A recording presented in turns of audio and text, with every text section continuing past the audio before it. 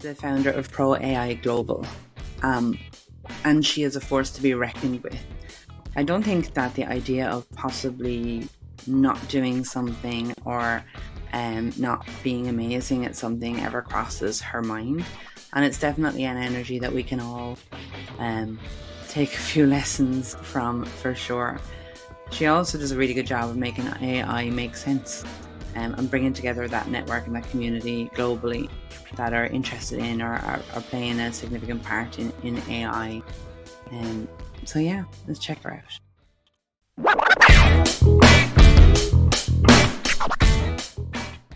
The best place to start really is the very beginning. So rather than dive straight into the pro AI side of things, I'd like to know kind of how you got there. Where did you begin and what drew you into AI? Well, as I'm a part of Rotary International as well since 5 years, and I think more than that. And when I came into this industry of artificial intelligence, I met a lot of people who are creating their own AI products. And I am also connected with a lot of communities, CXO community, digital labs community, healthcare communities, and XYZ. Then I realized why there isn't any kind of AI specific community. So if we can create that kind of community with respect to the AI, so we can bridge the gap between everyone, and it should be global because it's not available everywhere. Because there are a lot of CXO communities all around the globe, but not specifically the AI community all around the globe, actually.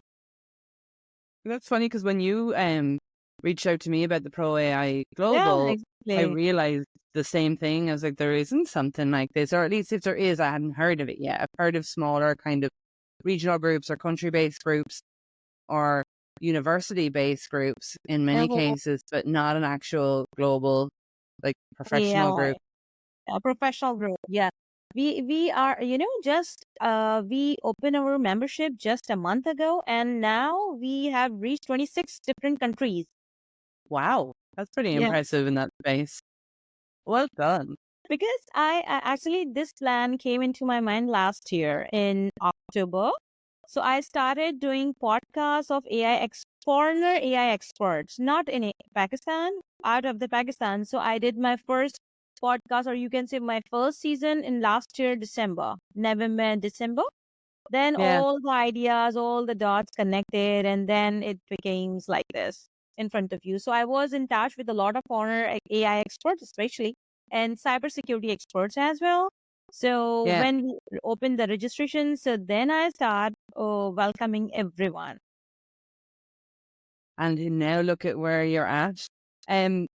So from your beginnings then, were you always interested in the tech side of things when you were in school, or was this what you perceived that you'd be doing?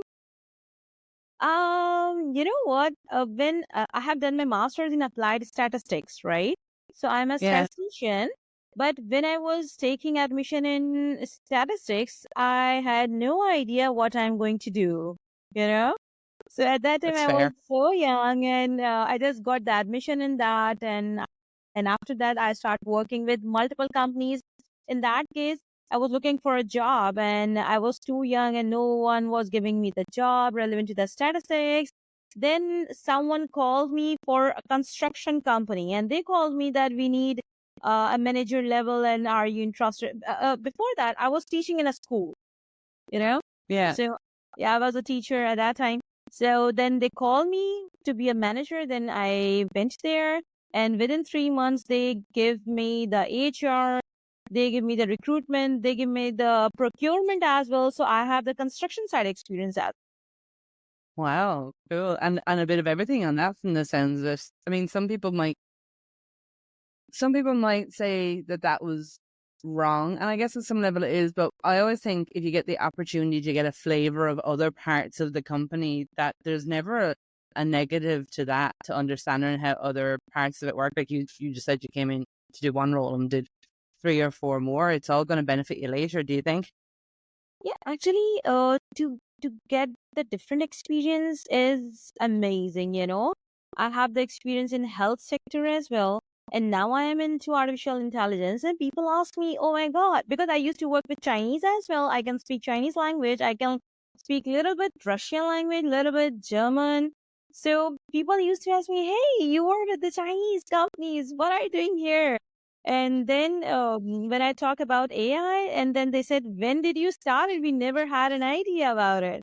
So that's the main, what I have focused is I always want to learn and learn and learn what's happening in the world, what's new. So that really attracts me. Every new thing attracts me, and I want to be unique. I'm the first Pakistani female AI corporate trainer right now. Well There done. is no Well done. female Pakistani AI corporate trainer right now. That blows my mind because it's And not like a small country with a small number of people. Like that's a pretty big achievement. yeah, and another part is that I started Pakistan's first AI specific podcast. Yeah. Yeah, and I can share you the link. And that Yeah. podcast, in that podcast, we just talk about the artificial intelligence and relevant integration of AI into different industry, and that is in English language. The main reason of that English language to have an international recognitions and international connectivity. Some of our Pakistani people who already work hard and they made a lot of AI products. So they came into that program and they just discussed, we have done this and that. And eventually one company from US, they called me and they asked me about them and they have given the project to them actually. So that's my achievement. Yeah. Yeah. Well done. I was just thinking if you're the first person to create an AI podcast in a country, then who do you talk to about it? Because obviously you're at the very forefront of it all. Did you speak to international speakers or local speakers or who did you get on it? Okay, for when I started on site, so US Consulate wasn't sponsoring the venue, and there were all the local speakers, all the local people from local, definitely local industry. Someone is a CEO, someone is a CIO, so Yeah. people like that, yeah, from supply chain industry, like from different industry. Even I had an interview with the one incubation center head as well. So he Wow. gave us the flavor of the students, what the students are doing in AI in Pakistan right now. I love it. And then when you came up with the idea then for the Pro AI Global think tank, I struggle with saying that. It's okay. What's your long-term goal with it? Is it solely about networking and connecting people around the world with AI, other people in AI to talk to, or is there more to it than that? It's more than that. Definitely. Connecting What do people you is foresee? okay. So we have 6 different goals. I try to solve the problem, what the companies are facing right now, what the people are facing right now. So first of all, to develop this community, I have seen that there are a lot of people out of the Pakistan who are AI experts and who have the idea, who have the experience. And then I found it like there is no such kind of community in Pakistan. Then I started connecting people in Pakistan. And then I found there are a lot of people who are working in AI and have a experience in that too. So first one is to connect the community, to connect the people all around the globe. All around the globe means maybe more than 200 countries. Yeah, yeah, And the second part is that in future, we are going to produce the trainers. Whenever you can see that right now, if the companies are looking for the trainers who can train their people, they are facing challenges in finding out that kind of trainers, expert trainers, trainers, AI specific trainer for supply chain, specific trainer for marketing, and a specific for the HR department. So we will be going to provide the global AI expert trainers all around the globe. If I have a trainer from US or Ireland, I'll do the MOU signings with them. yeah. And whenever any kind of company, maybe from Brazil, maybe from Russia, from anywhere, if they ask us, do you have this kind of expert, then we will provide our services. And same goes to this point is also connected with the third point, which is we are going to have whole AI talent, So Yeah. any company will look after the AI engineer, AI consultant, or there is a new term right now, which is Chief Artificial Intelligence Officer. Previously, it was CIO, but now it's Chief Artificial Intelligence Officer. So the world is moving so fast. So that is It is. also in on our plate right now. And then we have another goal, which is relevant to if anyone have created any kind of product, they can come to us. We will do the podcast. We will be launching our magazine also, probably in January 2025. And in Mhm. that magazine, that will be specific to the AI. We will be recognizing all the top AI leaders in that magazine, top Yeah. AI cybersecurity experts in that magazine. So it's for you also, right? So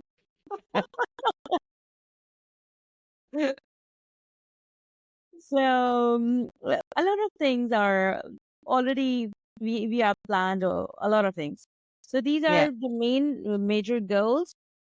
And then we have two more things that we will be collaborating with a lot of big companies like maybe Google or Microsoft or maybe NVIDIA to collaborate with them, and they can provide us the free AI trainings for the students, so the students can get free trainings from our platform.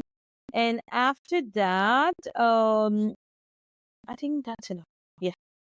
Yeah. That's plenty. Like that is I, absolutely I plenty. think I'm forgetting one, but I know I'm done with that. Yeah. It's interesting to see it. Like you've thought about scaling it and what's going to happen next too. Like when you began that on the Pakistan side of it, did you come across any challenges when it came to promoting it or pushing it outside of Pakistan onto an international stage? Yeah, a lot of actually. If I talk about my podcast, when I was starting my podcast and I shared this idea with a lot of my people that I'm going to start the podcast that would be specific to AI and it will be in English, and people were like, seriously, no one will going to listen you because it will be in English. And I was like, guys, try to understand what I'm trying to tell you. I just want to promote my people all around the globe. What you guys can speak English, right? Then why are you hesitating? I don't care if my views are like 50 or 100. If Hmm. any of the international brand or any company will give any kind of project to any of my people, that's a big And deal it's for always, me. That really matters to me. So yeah, that was the first challenge, and I'm done with my one season. And now people are asking, okay, so when your second season is going to be, we want to be a part of it. I love So it. yeah, actually challenges are there definitely for everyone. But the point is, it totally depends how you are dealing with that. That really matters. That really And matters. naturally, and when you talk about your people, how big is the operation behind the scenes? Like, is there many people working with you on it? Well, to be honest, not exactly. It's Most always the way in the beginning, though, isn't it? That it's small and everyone's doing everything. Yeah, actually, we I have a very limited team, but the core team they all are from a very good companies. One is the CEO, another one is a CIO. So everyone is contributing voluntarily right now. Everyone. Yeah. That's why I did not charge to be a member from anyone right now. Although we have received more than 700 registrations in just 20 days, but Wow. we have a certain criteria to take on board to the people because we cannot take everyone on board as well. The reason behind we are looking for the people who are really AI enthusiasts. I Hmm. cannot spend or waste my 1 second even to the people who are not uh what I can say, like who are not truly interested in that. You have to have the So same that's passion that you have. Like, yeah, yeah, feeling passion should be there. Should be there.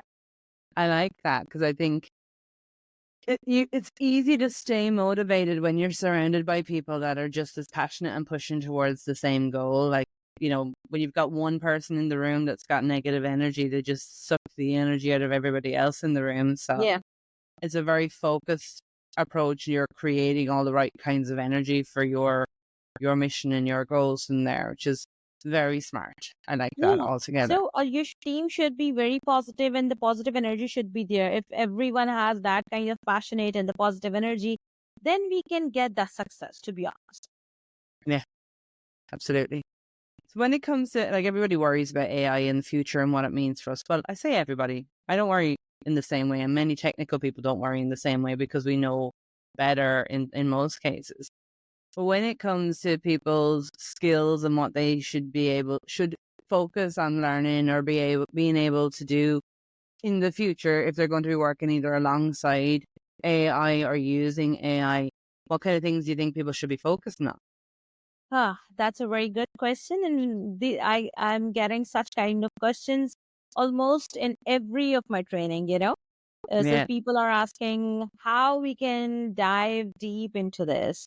So the main point is that people, uh, all of us can use the mobile, but we all cannot develop that mobile, right? yeah, So yeah, everyone absolutely. should integrate artificial intelligence in their own field. Not everyone can become an AI engineer. Mm-hmm. So if a person is working in, let's suppose, in a marketing field, so he or she should understand what are the tools. What exactly AI? AI is software, a tool. So anyone can integrate it in their own fields. Even you are recording this podcast, and I can give you one suggestion, and I can tell you one tool name as well, because I used to do the podcast and I'm doing the podcast too. Whenever you are going to upload this on the YouTube, you can pick that YouTube and post it on wizard.ai, Vizard.ai. It Mm-hmm. will give you shorts just in some seconds. That will I be love automatically. Yeah. So you don't need anything that to, makes it easier. Yeah, yeah, anything. so you don't need to spend your a lot of hours and time to create those shorts. So for me, the response of this question is go to ChatGPT or Gemini or Claude and ask that I'm from this field. If I want to integrate AI, what should I do? And that gives you the answer very clear. What tools should you use? And there are a lot of tools and softwares for that.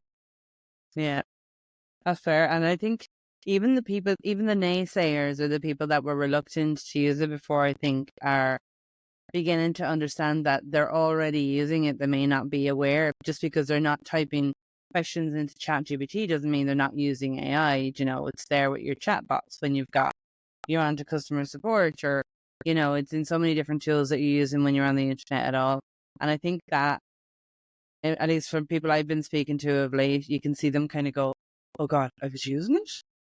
You know, so because a lot of people seem to think, that they can choose not to use it, which, yes, you can, but I think realistically, if you're going to exist in the world that's evolving now, choosing not to use it is going to leave you very far behind everybody else. You might as well choose not to use Definitely. electricity. Yeah, Yeah, definitely. Previously, it was like back in like 80s when personal computer arrived. At that time, the lower management were losing the jobs. yeah, But after the AI, the higher management is going to lose their jobs if they don't know how to use it. Simple as that. yeah, A labor yeah. cannot lose its job because a labor is cheap, Hmm. cheaper than the AI tool, right? But a skillful person is not cheaper. Like the tools are cheaper than the skillful person. Yeah. And ultimately, at the end of the day, there's usually somebody somewhere that has to sanity check results or press the big red button, as I say. You still have to have that human interaction. And you know, I guess speaking of the human interaction side of things, there's a lot of creative fields that people work in, like marketing and design and content creation and even art. And do you see AI becoming like a collaborator with these people in the future? Or do you think it'll, you know, take over in the sense that you could leave it do all of your marketing in the future? Or where do you think that can we work together with it in something like that? Well, initially it can work together. Let me Hmm. share you one of my example. The Facebook recently started to create the AI avatars, right? Yeah. And anyone can create their AI avatars. I have an application, and in that I have to just choose my face, and it create a lot of my different AI images and videos. One day, it was a Sunday actually, and I was thinking, okay, I'm getting bored. What should I do? And then I open that application and I start creating my AI videos. Yeah. And after creating those videos, I compile all that videos. And when I was looking at the video, the final video, I was thinking, what, like in that video, I'll show you that video too. In that video, one of my picture was in the Western dress. One of my video is in the Eastern dress and traditional dressing, and vice versa, right? So Yeah. then I realized, okay, I look like a model. What happened if the brands can just take a picture of their product and they can give it to us and we can create the AI generated advertisement.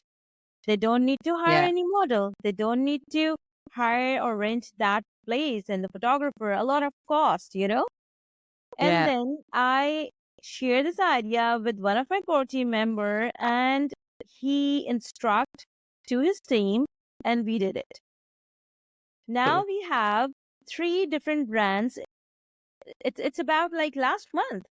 We have three Yeah. different brands right now and we are providing them the AI ads right now. So Yeah. it totally depends on you, how you are using it. So the point is you should be think out of the box, number one. Another point is that utilize each and every AI tool at your convenience, but with some out of the box idea as well. So Yeah. initially, both the things can go along, but uh maybe 3 years or after 5 years, we cannot say like the models will not get any job or the AI models will be there. And there are a lot of videos on social media in which you can see the fashion show is AI generated. There is no need of any kind of models. So it may be possible that some kind of human or some kind of role will be replaced. And there are also the robocall system is there. We recently sell one Saudi company 300 robocall system and they replace their 3,000 employees. You know, it's a big Yeah. number. It's a big number. So the people, AI will not replace human, right? But the Yeah. people having the AI skills can replace you. It's fair. Yeah, oh, absolutely. Like, yeah, because they're gonna at least understand it the most. And I think what one of the things I really like about it, or the way I would look at it, is that if AI has taken over the more boring things or repetitive things or monotonous things, like that that's keeping humans from being more creative, then we now have an opportunity to be more creative and innovative and spend our time thinking and creating and inventing newer, better, more interesting things or ways of looking at things, and get into the thing that we're very much unique for being able to do, and then let AI do the grunt work, as we'll call it, do a lot of the boring and repetitive stuff. And I think that sounds like fun. Have you ever spent a day where you're like, I have not had time to think, never mind about, I haven't even been able to think about what I want to eat for my lunch, never mind think about anything creative or exciting or new. And to think that there's a possibility that we could be able to do that now, that we'll have time to be Anything able to can do be that now. happen. We never Yeah, know. exactly. I just find that really interesting and really kind of exciting in that sense then too. Um, you have a whole bunch of the certifications that are happening. So you've gotten the certifications for AI into business, for lawyers, corporate sector. You've got about 15 of them. Is it still 15 at the minute? How do you see it improving those kind of sectors, like the corporate business and the legal sector and such too? It's one I've never thought about. the legal one of it anyway. But how have you thought about that improving things there? Yeah, we have to think about it. Yeah. The European Union already created their AI laws, right? And It's slow, but it's happening. and you already are the cybersecurity expert. You must have the idea that Mhm. how the data is so important. So let me share just one clause of that uh, uh, US clause, one of the US clause which they already Mhm. made. They banned some applications who were asking about the thumbprints, the eye contact, and the face recognition. And Mm. then they said that if the human will give the thumbprint, eye contact, and the face recognition as well, so the applications can extract your data. You are giving permission to them. So that Yeah. kind and your data can be, that as a new oil, so anyone can use it. Yeah. So if we talk about the legal terms, there should be a lot of legal terms. And let me share you one another example what the legal people, or we can say what the governance are doing with respect to the AI. There is a company in US Mhm. named Cognify. They Mhm. have created um a what I can say that they have created a model in which the people, or you can say the government, can replace the memory of the prisoner. If the prisoner is for like 10 years, it could be like sentenced to 10 years, something like that. 10 years of Yeah. jail, like in a very simple word. Yeah. So they need the rehabilitation, and the government have to afford their everything for 10 years to rehab them. Now what they are trying to do is that machine can re-implant and replace the memory. What they are going to do, if the prisoner did the murder, they are going to replace that murder memory from their brain, and they are going to implant the kindness in his memory in 3 minutes. And the cost of 3 minutes is definitely nothing if we compare for the 10 years of rehabilitation stuff, you know? And do you think something like that is achievable, that it can actually be done? Like, Maybe not so soon, but later on, I believe it can be, because we have no idea. Previously, when I was a kid, I saw a lot of movies, and then I saw, okay, in Harry Potter, I saw that I can eat one, candy, and I'll be invisible in front of people, or if my yeah, car can be drive by themselves. Now Tesla is here. See? yeah, So, just and anything can happen. yeah, you're only limited by your imagination. I guess the biggest challenge with something like that is going to be around the ethical challenges, as opposed to, Yeah. I do believe we can be creative enough and innovative enough and apply technology to do weird and wonderful things, but what slows it down, it's like even with the EU regulations, like you'll hear me often complaining that it it took 2 years to say that we're going to do something about it, and now we're introducing our first rule. And in 2 years, in the life of AI, so much can change, but Yeah. our regulatory body moves so much slower. So that forces us to slow down a lot of the innovative side of AI, because you know that's their job, I guess, is to do that, and we have to make sure that we're thinking carefully about the decisions that we make. I imagine if there was no laws in place and no regulations in place, we'd be a hell of a lot further down the road of AI development, and things like you say, those ones that are probably a little bit need more ethical questioning. We'd definitely be further down that road if there wasn't There should somebody. be a lot of ethical consideration whenever we are doing Absolutely. anything. Yeah. That really matters, because you know about the deep fakes. See? Yeah. So anyone can use that, and it's on the fingertips now. It's very easy nowadays. I was going through my like LinkedIn profile, some of the LinkedIn pages of generative AI, and I saw that the guy was uh like having a video call, and it was the face of Elon Musk. See? Even I created one of my picture, watching a movie with Elon Musk. I can share you Yeah. personally. Yeah. Yeah. So anything can happen. So the ethical consideration should be there. So if we talk when we talk about the ethical consideration, so that the governance and the law and the rules and regulations connected. So we Yeah. have to, yeah. So if the government and the country, every country has their own national policies of AI specific, more specific, then the people will understand that this is not ethical, and I like there should be a ban that you cannot create your image with this and that person. That's not Yeah. ethical. And if you want to, then you should ask for the permission. Yeah. It's that simple. It's still their data. It's just, you know, skin and cells as opposed to binary and letters, that it is still belongs to the individual in more ways than any other data. I guess you're going to want your permission granted for that kind of thing. Do you think, like obviously with AI, I think back to when I was younger and we thought about doing things like studying computers. There was no such thing as multiple different disciplines in it. It was just computers.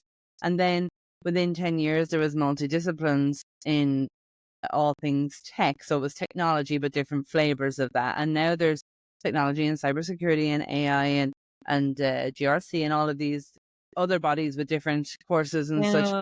below that. But everything is moving so fast now. I love it. I love it when things change all the time and there's something new to learn. I think it's fantastic.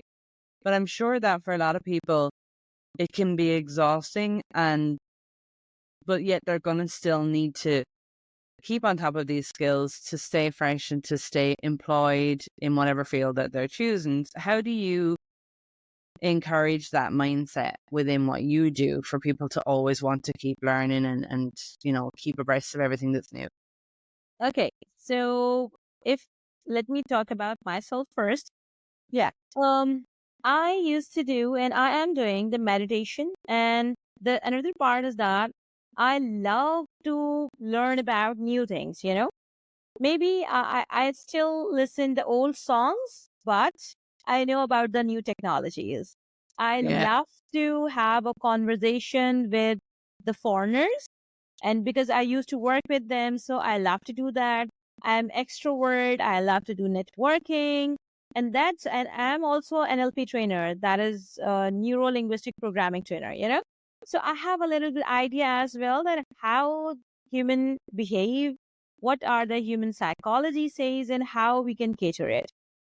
So whenever I went any of my corporate training, or I recently had a training at my first training with a student, because they requested a lot, please, we need some industry people and this and that. And then I went there.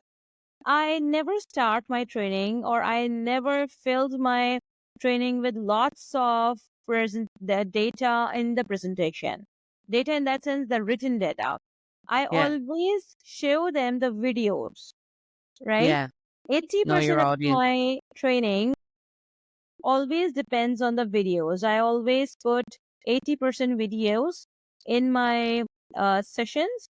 And you know what? The visualization, the visuals attracts you more.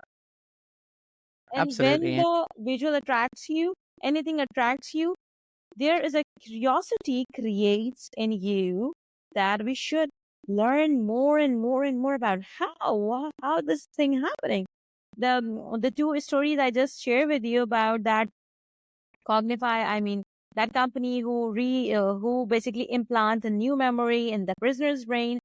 That video is a 10 minutes video, and that's amazing. That's totally so much interesting. So the Yeah. point is, when you create the interest in the atmosphere, then the people will love to hear more and more and more, I believe. I agree. And sure, like when you say videos, there's the TikTok generation now. I mean, I like a bit of TikTok, I'm not going to lie. And will happily go from one video to the next to the next to learn something new. I'm Yeah. aware it's not always correct, but It's the not about idea there, Gen Z. Yeah, it's not about the Gen Z also, or mm, Generation Alpha. if we can see the person like 40 plus or 50 plus and even 60 plus, they all are very much interested to have a look at the reels. Yeah. So all the I think you can small, perceive it more if you're looking at those videos. And I was interested you mentioned the NLP, because one of the, when you were speaking earlier then about the evolution as such of AI, I mean, where do you see a place for the psychology side of things? Because, if we let AI develop, if we let people develop AI and then we let it like evolve further beyond that, potentially there can be either a massive gap between the people who don't take it on board or don't want to be a part of it and those who do, or it all moves forward and it moves, the fear I think is that it moves away from humanity as such. So I'm not going to ask you, do you think there's a place for psychology? Because if you've studied something like NLP, you obviously think that there's a place for that. The way the training of the brain in the same way of training of a yeah. computer is such in there. But do you think there's a place for that in the education alongside the technical AI learning? I know how I feel about it, but I'm curious about how you would feel about that. Do you think it's something that people that are going to use AI or create AI should be learning alongside that? Okay, so I have the answer, and I have two different examples as well. Oh, brilliant. I love this. Yeah, actually, I had a podcast with one neuropsychologist. Uh-huh. Yeah, I think, yeah, neuropsychologist, and that from Canada, and that lady created an application which basically integrate the AI with the moods, human behavior. Yeah. Yeah, so they have created the application in which the same mood people can be a part of that application, and they can go there and they can have a chit chat and everything. Let's suppose if both of us are feeling sad, so we can click on the sad and we can go into that world anonymously and we can share whatever we are facing. Because what is the worst thing we are scared of? Number one, we don't want to share what's in our head, Yeah. right? And second part is that we don't want to share our sadness in our circle because we are social. If I share with A will share with B, and that really impacts my image. So your Yeah. image will affect, right? So Yeah. that application gives you that essence that you can go into that game and you can play that. You can have a chit chat with the same mood people, and definitely they can understand each other at that time. So yeah, the AI also integrated into the psychology things now, right? Mm-hmm. And if you talk about the education, let's suppose how we can integrate the AI into education. So there are at least, I think in Singapore, in Japan, they already banned the chat GPT, like the AI generated content, right? Yeah. Although there are a lot of people who can generate the AI content and make it humanized as well, although that is AI generated. So it totally depends on you. So the point is that uh, I have a different opinion on that. Like the student, if they are trying to copy or ask anything from ChatGPT, so I believe there are the students who are just trying to ask for the help, not for the cheating. And if, let's suppose, if they are doing it just for the cheating or, so at least they are reading that. And after reading that, they are getting more and more information about it. So Yeah. if there is a pros and there is a con, so both things are always there. It totally depends on us how we are perceiving it. That totally depends. Absolutely. There was a lady I saw, I can't remember her name now, but I saw her at the Dublin Tech Summit, so the GTS Summit, which was during the summer, and she was speaking about AI. She's like a representative for AI regulation, but on the Irish side. But she was talking about like one of the benefits on the education side. She's like, imagine that you've got somebody who's, living in a very remote area, and like if you think about it, I know in African countries they'll be tribe to tribe, their languages will be different. Yeah. And she said that they want to learn something, but to use AI to translate whatever it is that they want to learn into their language suddenly makes education so much more accessible. All they need to have is their laptop or their computer or whichever it is, to do it. And then technically they would be able to translate it all. So like she was talking about, those benefits are that you now suddenly make all levels of education available to everybody everywhere, as long as they have access to an internet somewhere, but everybody potentially can study everything. They're not limited by whether their family earn enough money to send them to college, or whether they live near a college, or whether they need to go to other countries because of, for economic reasons or whichever. Suddenly it levels the playing And field. even there are language translators as well. Yeah. And they're quite good now. Like, I mean, we speak Irish in Ireland, not all the time, but obviously it's one of the languages that are here. My kids can speak it. I can't. I only learned it for 14 years and I still can't speak it. But my kids go to an Irish speaking school, and the Irish translators, even the Google Translate for the Irish language, was terrible up until about 4 or 5 years ago, and it started to get better now, But it's like anything, if the data that's going into it isn't solid, isn't particularly good, then why would the data coming out of it be good? So it seems that there's a bit of tidying up going up on that side of it, and expansion to other languages, and it's much more accurate than it ever was. And I Yeah, pick Irish actually, because it's a previously it small was language. happening. Yeah, previously it was happening if my video is in English, so there will be a subtitle in Irish language or Canadian language or Yeah. Chinese.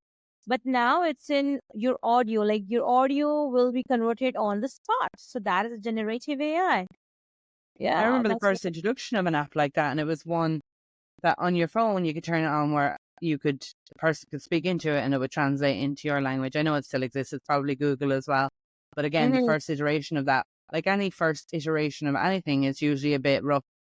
But now it's actually pretty fluid and pretty good. Like the Otter AIs and the note takers that you use on meetings, like even if they're not in the meeting, you can record it, Yeah. via your phone, and it's very good at articulating all of the different accents and catching all of the words, even with the different accents, which And is even these fascinating. kind of softwares can also make a meeting minutes on the spot. Yeah, which is Yeah. great because I don't know anyone who loves to have to sit down and do all the meeting minutes afterwards. Yeah. Anything that makes it simpler. That's a very terrible thing, I believe. I don't like to make a meeting minutes. I get too engrossed in speaking to people to remember that I'm supposed to be taking notes. Like I get too engrossed in the conversation. So I'm very, very grateful for I use Otter AI and I'm very, very grateful for that. So I know we're nearly finished up, but what I want to find out from you really is if you were to look into your little crystal ball into the future and see what you think the AI industry is going to look like in 5 years' time, what do you think it would look like? And is there something that we should be doing to either make it like faster or help along the way? Well, usually people always ask about how this and that will look like after 5 years. But when we talk about AI, I believe let's talk about after 2 years, after 3 years. Yeah, because it changes so Because, fast. Like, yeah, yeah, it's already so fast. So for the people who are looking for the suggestions, what should they do? So my suggestion for them to learn more and more and more. Because if you will not learn, you will lag behind, and then you will going to blame XYZ. I don't know to who, right? So it absolutely. depends. So definitely, if you are not working or if you are not learning, so it's your fault. It's not us, right? So that's the main point. And the second thing is that uh, by learning AI, if there are positive things, then there are also negative side as well. So we have to be aware of that too. It's not mandatory that we should not know about the negative points. I believe that we should know everything. What are the positive sides and what are the negative sides as well? So be prepared for that. I believe everyone should be prepared for that, because maybe the future will be scary or maybe it will be helpful as well. So anything can happen. So Yeah. whatever anyone is doing, try to, there is a quotation, think before you speak. So Yeah. that's the main point, whatever, like what I can say. And the last point I would love to say that never give up. I love this code. I follow it and I am on it, to be honest. So never give up, never give up, never give up. Simple as that. That's my I love rule. it. I love it. I'll be chanting that now when I'm going to sleep tonight. Thank you so much, Ammara. It has been an absolute pleasure to speak to you today. Thank you for having me. It was lovely to have a conversation with you. Thank you.